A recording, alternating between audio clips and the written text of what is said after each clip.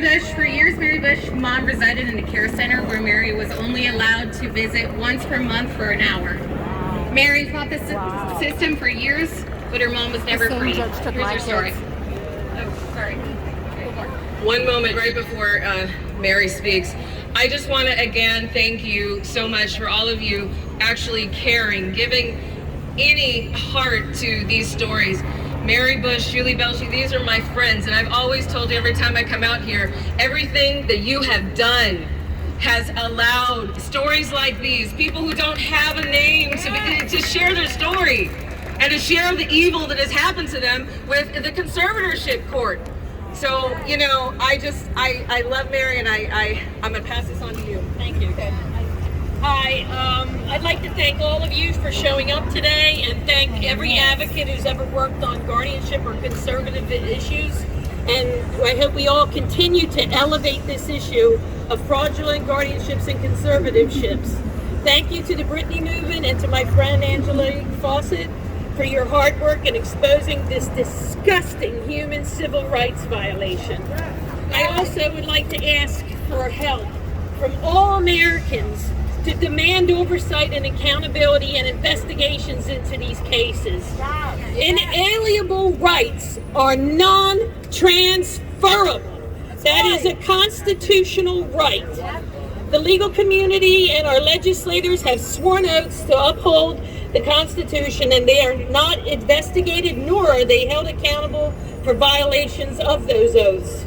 I am here today to give a voice to the victims like my mother, Genevieve Bush, who Judge Katherine Platt, never giving her a single day in court in June of 2011, sentenced her to life without parole. Convicted felons have more rights than this. For the past 12 years of guardianship, she has suffered unfathomable injuries, isolation, and neglect, all condoned, participated, and promoted by the Chester County, Pennsylvania judges, attorneys, and even Adult Protective Services. The head of Adult Protective Services, Denise Getchin, I am trying to hold accountable for the 12 years of never helping my mother. The district attorneys are involved. The Attorney General and higher courts refuse to address this issue. My mother, Genevieve Bush, after 12 years, 6 of which she was unlawfully incarcerated into a system of parasitically attached nursing home and doctors, died alone this June 16th. The same pattern and practice of all victims in fraudulent guardianships experience. A court is holding hearings without a jury where unqualified experts make fraudulent diagnosis, then target and defame the legitimate chosen protector, then isolate, medicate, neglect the victim, all the while emptying the estates. Then after disposing of the victim, they finish it off in probate. My mother, Genevieve Bush, needs a criminal investigation into her case. If anybody's watching that can do that, please contact me. I'm in Westchester, Pennsylvania. The background is that her sons, Joseph and Michael Bush, abused their power of attorney when my father had a stroke. They stole $1.5 million from her. And then in 2007, she came back and she sued them. But then they used the guardianship system in 2009, suing her for guardianship to gain back the power and the money. In 2009, the attorney who opposed her in 2007, Alexander John Chakowski, filed for a fraudulent guardianship, filing papers that weren't true in the orphans court. He has profited to this day from 2007 till 9. In June of 2011, Judge Katherine Platt, without any due process, forced my mother into a guardianship, never once meeting her, never even seeing her face.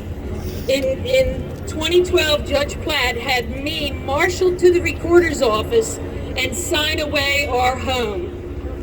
In 2013, then she evicted me and our pets.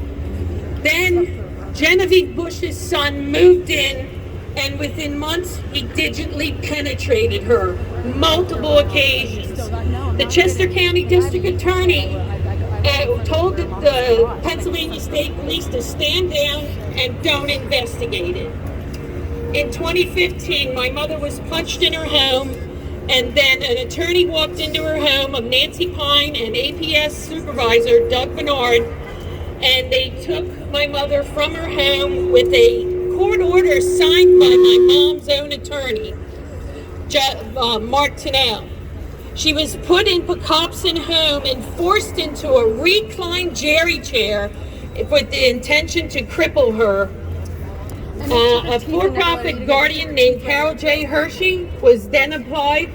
She has no state license. She's a business owner who had a contract with APS, which is a conflict. Carol Hershey was assigned guardian. She began the false pretense billing and isolated my mom and started focusing and targeting me because I was advocating for the protection of my mother.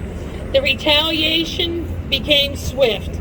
I was in the Park Lane nursing home where my mom was incarcerated, and I was calling the health department for her injuries, her neglect, and because I did that, I called the police for an investigation, but the police turned on me and beat me up out in the parking lot.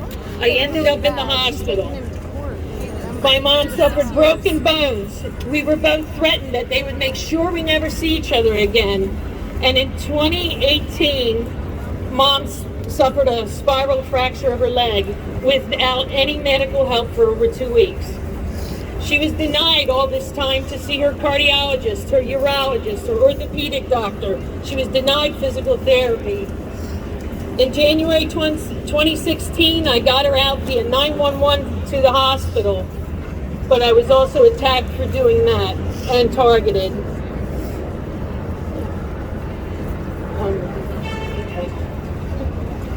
All during this stuff, the DA's office in Chester County has told the police to stand down. The courthouse even went so far as using my email and my identity. We traced the IP address back to the courthouse.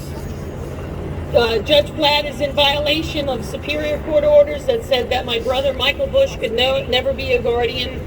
And just recently, Judge Brett Bender, after my mom died from all this in June of this year, had her secretly buried. Her body was just dumped in a grave, no funeral, no family, nothing. She was dumped like trash.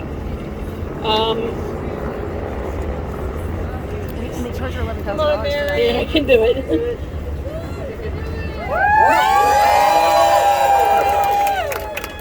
DA Deb Ryan should go to jail. That's the DA. And conservatorship abuse. Yes. For me fighting for my mom, I lost over $500,000 to attorneys, so I decided enough. I'm going pro se. I'm going to learn the law, and I'm coming after them. That's right. I currently have a federal case against the cop who beat me up. I have a case against the people who stole our home. I have a case in the Pennsylvania Supreme Court, and I'm going to try to do the probate thing that they're trying to do now, too. And, You got this! You got this! The way they sell our homes is they sell them to home flippers, and ours went to Cameron Adams just a week before my mom died. My mom died on the 16th. On the 17th, they were filing in the court to get the money from the sale of the property. I had to watch Cameron Adams tell me, I'm going to take all your belongings out of the house and I'm going to piss on them. So he admitted that, and then he started dumping everything out of our house. There's no exception in the crimes code, but under these fraudulent guardianships and conservatorships, it goes on and on and on. They stand down. So, yeah. Anybody who's interested, put your case on Judicialpedia, because we're trying to form a place where everybody can put their stuff. And we need to investigate, incarcerate, and end probate. Woo! The last thing I want to say is I saw my mom last in January 2020. and I gave her a hug. That's the last time I ever saw her live. And every time I saw my mom, I would say, make it last. It has to last forever now. I love you, Mom.